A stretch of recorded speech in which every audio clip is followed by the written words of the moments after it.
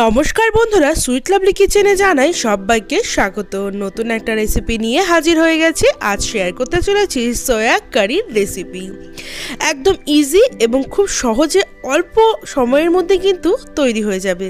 আর এই রেসিপিটা মাংসকেও কিন্তু হার মানিয়ে দেবে। অবশ্যই বাড়িতে একবার ট্রাই করো, স্কিপ না করে পুরোটা দেখো। ফেসবুক থেকে দেখে তাহলে ফলো করে দাও, ইউটিউব থেকে দেখে তাহলে চ্যানেলকে সাবস্ক্রাইব করে বসে থাকা বেল আইকনটি প্রেস করে দাও। তো চলো রেসিপিতে যাওয়া যাক। এখানে আমি 2 কাপ সয়াবিন নিয়েছি আর এটাকে বয়েল জলের মধ্যে আমি আধ ঘন্টার জন্য ভিজিয়ে রেখেছি।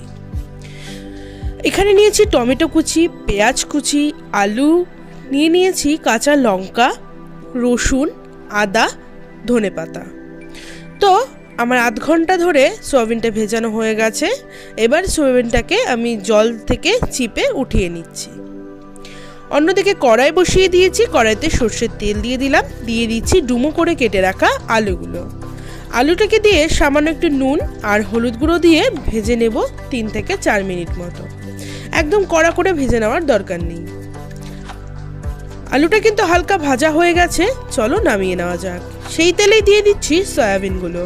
সয়াবিনগুলো দেওয়ার পরেও সেখানে পরিমাণ মতো নুন হলুদ দিয়ে সয়াবিনটাকেও বেশ 3 থেকে 4 মিনিট ধরে একটু লাল লাল করে ভেজে নেব।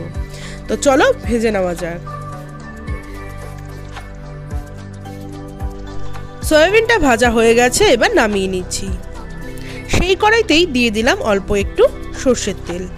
দিয়ে দিচ্ছি 2টো শুকনো লঙ্কা, রসুন কুচি, টমেটো কুচি, কাঁচা লঙ্কা কুচি, আদা বাটা।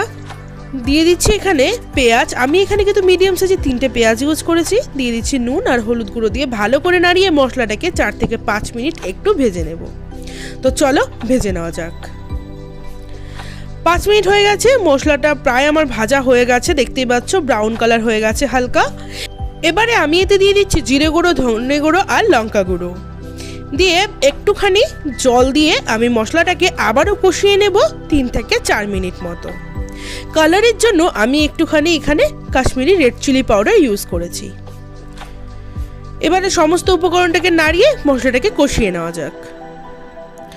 মশলাটা কষে গেছে, দেখতেই পাচ্ছ চারপাশ থেকে কিন্তু তেল ছেড়ে দিয়েছে। দিয়ে দিচ্ছি ভেজে রাখা আলুটাকে দিয়ে মশলাটার সাথে নাড়িয়ে আবারও 2 থেকে 3 মিনিট আলুটাকে একটু সেদ্ধ করে নেব। তো চলো আলুটাকে 3 মিনিট সেদ্ধ করে নেওয়া যাক।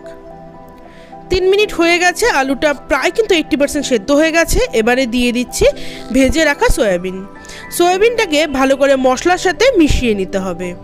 আর এই সয়াবিনটাকে মশলার সাথে আবারও কষিয়ে নেব 2 মিনিট মতো। তো চলো 2 মিনিট কষিয়ে নিই। 2 মিনিট হয়ে গেছে, দিয়ে দিচ্ছি উষ্ণ গরম জল। এখানে আমি প্রায় 1.5 গ্লাস মতো গরম জল ইউজ করেছি।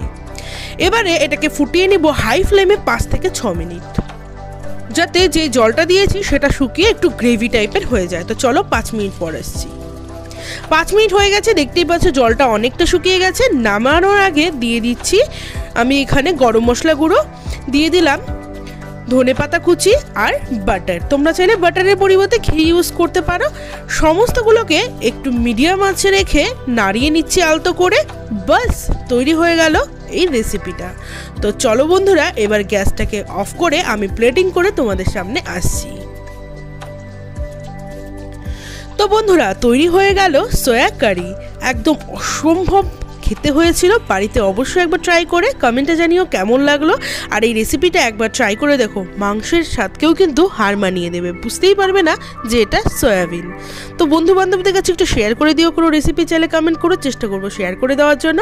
আজকের জন্য টাটা, দেখা হচ্ছে নেক্সট ভিডিওতে। ততক্ষণের জন্য ভালো থেকো, সুস্থ থেকো। সবাইকে আমার তরফ থেকে টাটা।